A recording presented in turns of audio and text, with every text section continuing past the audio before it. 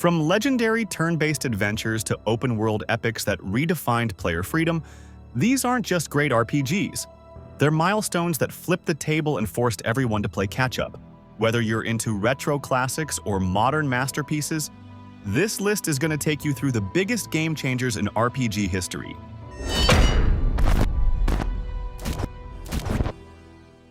Back in 1981, a game hit the PC scene. And of course, most players today have never touched, but it quietly shaped everything we now expect from an RPG. That game was Wizardry. It didn't just introduce turn-based combat and first-person dungeon crawling, it made them core mechanics that would influence some of the biggest titles ever made, including Dragon Quest and Final Fantasy. The original Wizardry didn't hold your hand at all. You had to navigate menus with keystrokes and keep track of maps on paper, because the game sure as hell wasn't doing it for you. That old-school text-heavy vibe made the experience feel more like a tabletop campaign than a typical video game. You really had to engage with it like a puzzle, figuring things out through trial, error, and a lot of note-taking. It proved early on that RPGs could be more than just stats and story. They could test your strategy and willpower. And the challenge wasn't just part of the fun, it was the fun. In Wizardry, you didn't just create one hero. You built a whole squad from scratch, assigning races, classes, and even alignment. Each choice mattered, and your characters could permanently die if things went south. Losing your team meant starting over or diving back into the dungeon just to recover their corpses. It added a sense of risk that made every decision feel heavy, way before permadeath became a buzzword. The series ended up laying the foundation for the dungeon crawler genre. That whole vibe of getting lost in a dark maze, fighting for your life, looting treasure, and crawling out with barely any HP left, that's Wizardry's legacy. Games like Shin Megami Tensei, Etrian Odyssey, and dozens of others owe a lot to it. Over the years, Wizardry kept coming back with new sequels, ports, and remakes, each one refining what the original started. One of the most accessible versions today is the remake available on modern platforms. It updates the visuals while keeping that raw, old-school feel alive, and it's a great way to experience a true classic that helped define what an RPG could be.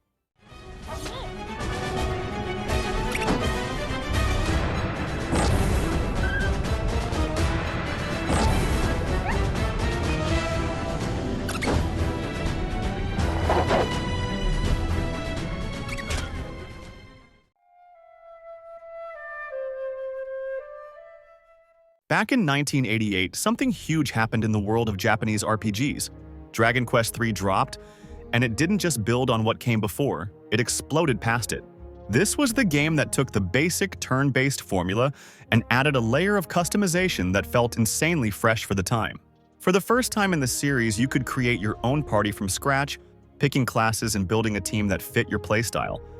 And that kind of freedom was unheard back then. But Dragon Quest III wasn't just about party building. It told a surprisingly ambitious story, full of twists and emotional weight, especially for an era where most RPGs stuck to simple good versus evil plots. It took risks with narrative structure, pacing, and even tone, setting a new bar not just for the franchise, but for the genre itself. The game starts off like a typical chosen hero story, but halfway through it pulls the rug out and reveals its deep connections to the origins of the series. For a game in the 80s to pull off something like that, with real narrative payoff and long-term world building, was honestly way ahead of its time. On top of everything, Dragon Quest III introduced a full day and night cycle, which was a pretty big deal at the time. Depending on the hour, towns would change. Certain events would only happen at night, and different enemies would appear when you were out exploring. The impact in Japan was immediate. It became a cultural phenomenon, with people skipping school and work just to grab a copy. It helped cement RPGs as a dominant force in Japanese gaming and inspired a wave of titles that tried to match its scale and depth. And if you're looking to play it today, the new remake is hands down the best way to go.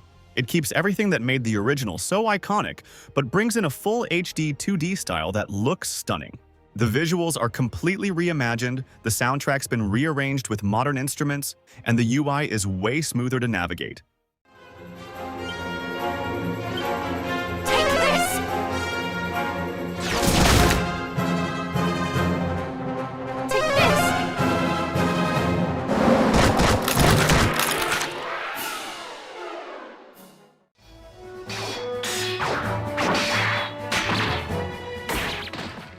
Back in 1995, Chrono Trigger dropped on the Super Nintendo and instantly raised the bar for what an RPG could be. It wasn't just another turn-based game, it was a bold mix of active battles, time travel, and emotional storytelling that hit way harder than most games back then. The game didn't waste your time with filler or useless quests. Every moment pushed the story forward or added something meaningful to the world or the characters. You could jump between timelines, visit new eras, and it always felt like you were making progress instead of just grinding or wandering around. And instead of random encounters, fights happened right on the map. The battle system blended real-time pressure with smart, strategic decisions. And the iconic dual and triple text made every party combo feel exciting. Plus, the game had multiple endings, and how you played actually changed how the story wrapped up. But what really stood out too was how much personality each character brought to the party. They weren't just stats and abilities, they had real stories and arcs, and even the side quests tied directly into their backstories. So finishing them felt way more rewarding than just getting loot or XP. And let's not ignore the dream team behind it. You had the creator of Final Fantasy, the mind behind Dragon Quest, and the legendary artist of Dragon Ball all building something together. And the music, primarily composed by Yasunori Mitsuda, with support from Nobuo Uematsu, still hits to this day. If you've never played Chrono Trigger or just want to revisit it, the best way right now is the PC version on Steam. It had a rough start, but after a bunch of updates, it's actually solid and looks clean without messing up the original vibe. The Nintendo DS version is still one of the best too. It's got extra content and a great translation, plus that classic handheld feel. You can also find it on mobile, but heads up, the touch controls can be kinda weird.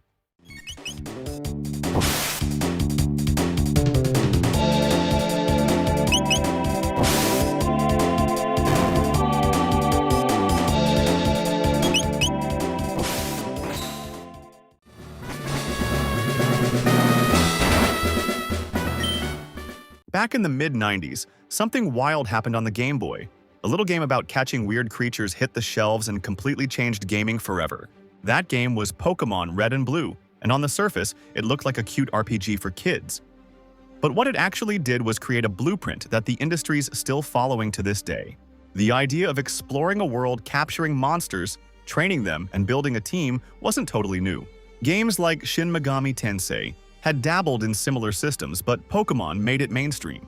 Suddenly, kids who had never played an RPG were obsessed with turn-based combat and strategy, because now it involved their favorite pocket monsters. It blended collectible mechanics with classic RPG elements in a way that felt fresh, fun, and completely addictive. One of the coolest things about Red and Blue was how they pushed the limits of the Game Boy's hardware. The way trading and battling worked through the link cable felt almost futuristic at the time. You'd connect two Game Boys with this chunky wire, and suddenly your Squirtle was throwing hands with your friend's Charmander like it was some underground street fight. It turned a solo RPG into a social experience, and that feeling of trading for something rare or evolving a Kadabra into Alakazam because of a trade, that was next level for kids back then. But here's the crazy part. Pokémon didn't just dominate games, it exploded into anime, movies, cards, toys, clothes, and lunchboxes. It became a cultural earthquake, and for many of us, it wasn't the games that hooked us first. It was the cartoon. Seeing Ash battle gym leaders on TV, then realizing you could actually do that in the games was just mind-blowing for a kid. Years later, the classic games got full-blown remakes that did way more than just update the visuals. They brought quality-of-life features, improved graphics, rebalanced mechanics, and even added new content that made going back to those early regions feel exciting all over again.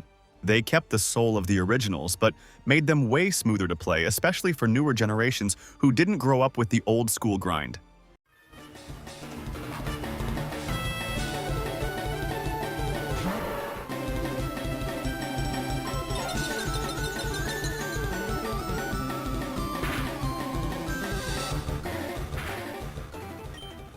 If you're enjoying the video so far, go ahead and slap that like button, but gently, like it owes you $5. Also, I want to hear from you. What other RPGs do you think deserve a spot in a future part of this list? Drop your hidden gems or all-time favorites in the comments. Comments actually help the algorithm push this kind of content to more awesome folks like you, and they keep the channel alive and kicking. Plus, I check and reply to every single one. And hey, if you're not subscribed yet, hit that button before it runs off again. I swear it has commitment issues.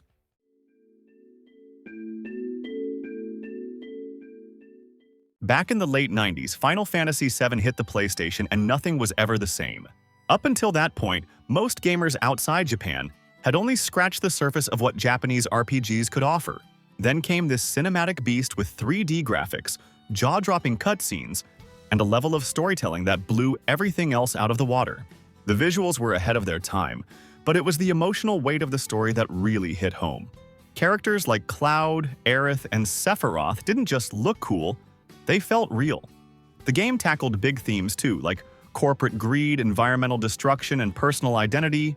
And even today, that story still resonates. One of the coolest things about Final Fantasy VII is how it constantly surprises you. Just when you think you've got the story figured out, it throws in massive plot twists, unexpected character moments, and scenes that hit like a truck. That infamous moment with Aerith isn't just a cheap shock. It's a turning point that changes the tone of the whole game. On top of that, it gave us a massive 3D world to explore, strategic turn-based combat, and the iconic materia system that let players build their party in wildly creative ways. And yeah, Sephiroth went down in history as one of the most unforgettable villains ever put in a game. The original Final Fantasy VII is available on pretty much every platform out there, like PC, Switch, PlayStation, Xbox, and even mobile. But there's also the remake and its sequel, Rebirth. These modern versions take the same story and explode it into a full-blown action RPG with new twists, expanded lore, and some of the most beautiful visuals you'll find today. It's a whole new way to experience the magic, whether you're revisiting Midgar or stepping into it for the first time.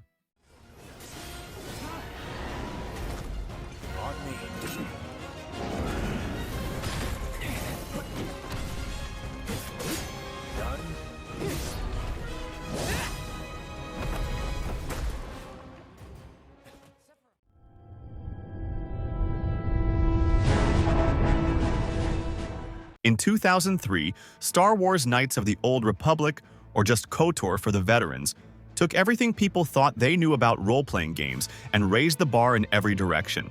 Developed by BioWare, this wasn't just another Star Wars title riding on the brand. It was a deep, choice-driven RPG that gave players the kind of narrative control most games only pretended to offer back then. What made KOTOR stand out was how personal it felt. Your decisions didn't just change a few dialogue lines, they shaped your entire path. You could walk the noble path of a Jedi, or slide into the dark side and become a full-on Sith Lord, with the story twisting and reacting based on your actions. And it wasn't just about good or evil, it was about consequences. Betray a friend, spare an enemy, lie to gain power, it all left a mark. KOTOR also helped redefine what a Western RPG could be because, until that point, Japanese RPGs like Final Fantasy dominated the genre, especially on consoles. But KOTOR proved that Western studios could bring just as much depth, storytelling, and world-building, just in a completely different flavor.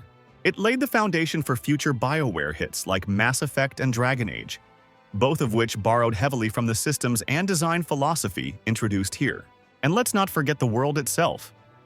Set thousands of years before the Star Wars films, KOTOR gave fans a glimpse into a galaxy far, far away in its raw, ancient form. No Skywalkers, no Empire, just a rich, untapped era filled with Jedi civil wars, mysterious relics, and unforgettable characters that helped expand the universe in ways the movies never could. And if you're thinking about playing it today, the good news is it's still super accessible. The original KOTOR is available on PC, Xbox, Switch, and even mobile, and some versions come with quality-of-life tweaks like faster load times, widescreen support, and smoother performance. There's also a full remake in the works, though it's been through some development ups and downs. Still, even without the remake, the classic version holds up surprisingly well thanks to its strong writing and branching paths.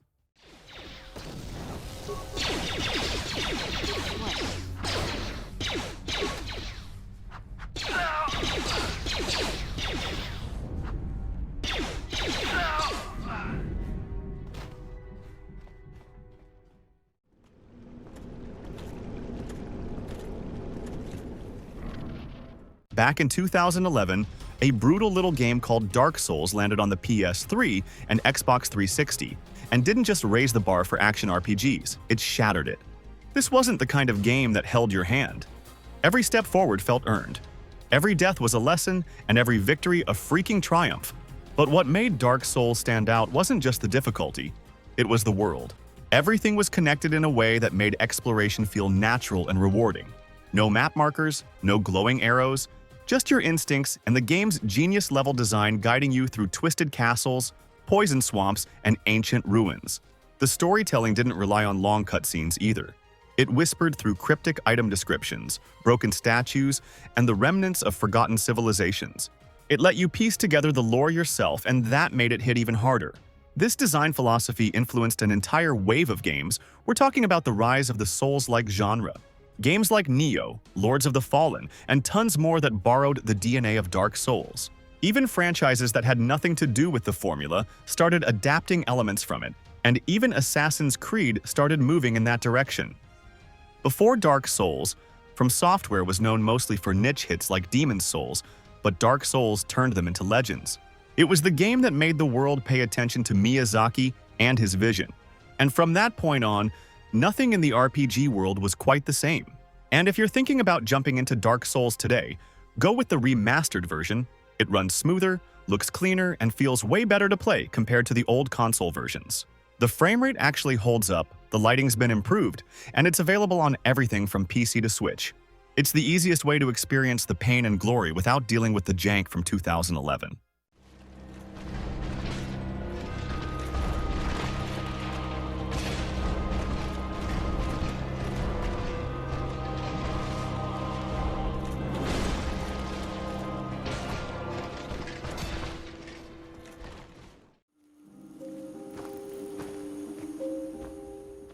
Skyrim dropped in 2011 and perfected the open-world RPG formula Bethesda had been building for years.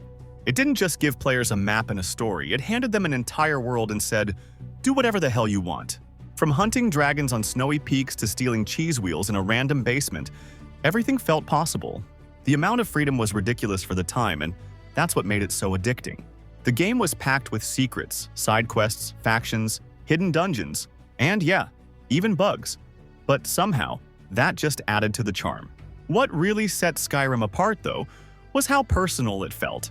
Even if the main story wasn't groundbreaking, the game let you build your own path, and every playthrough could be completely different depending on your choices and your curiosity. Skyrim also had this insane dynamic where the world felt alive, even without you doing anything.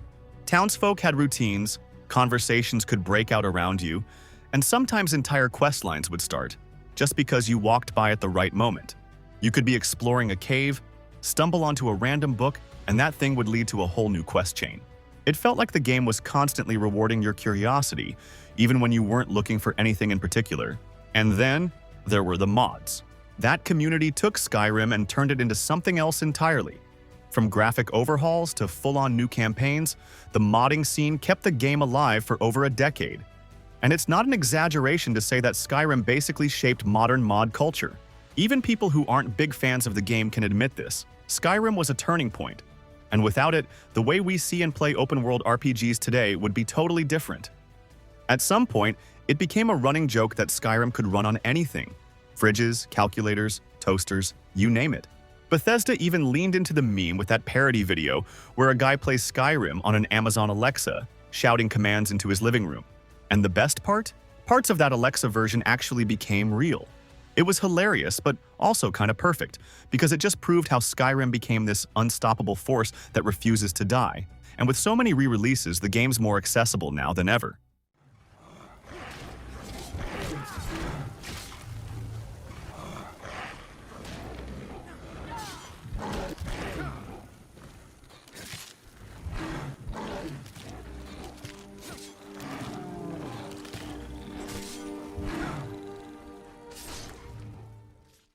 Tough hunt.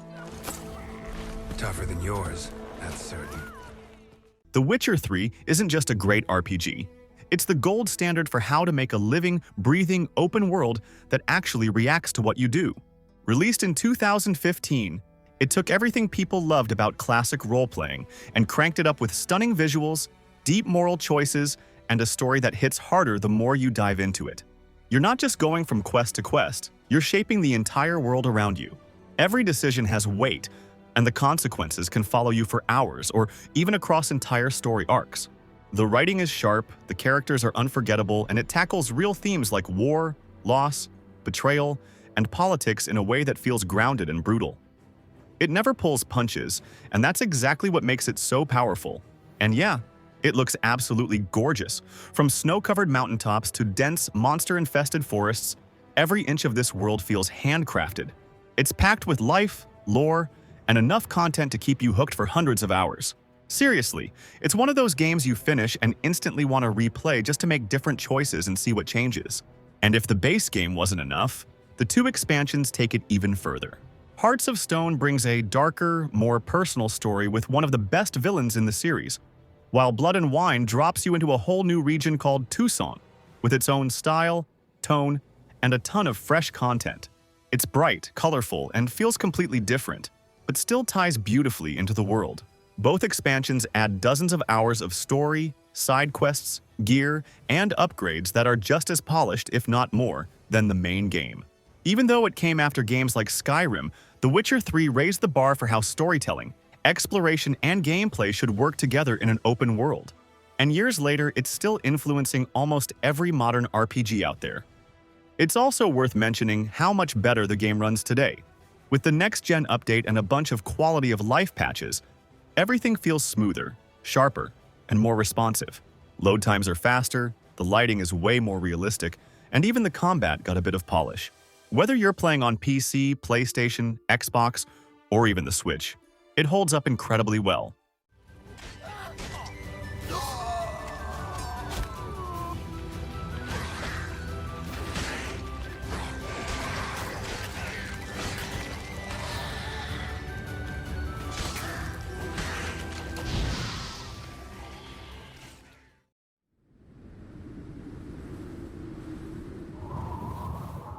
When Persona 5 dropped, it didn't just make a splash, it brought turn-based RPGs back into the mainstream spotlight in a way no one saw coming.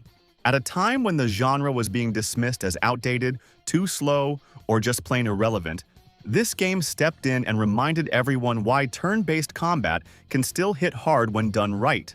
It wasn't just about stylish menus or flashy attacks.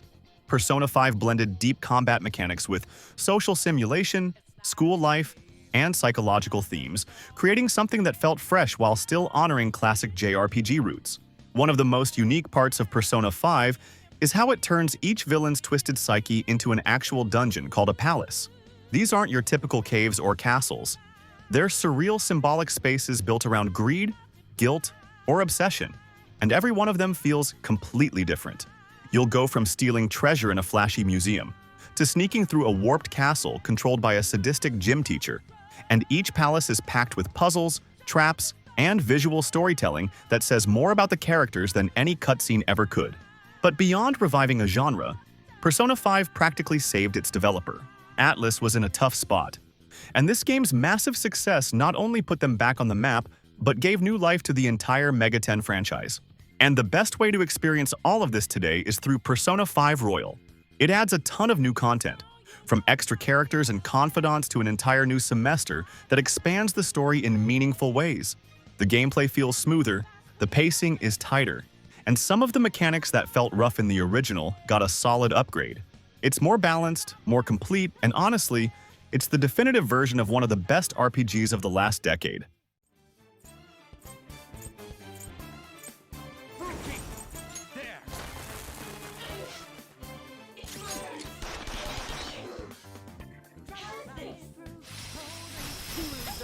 All right, Queen! Beautifully done!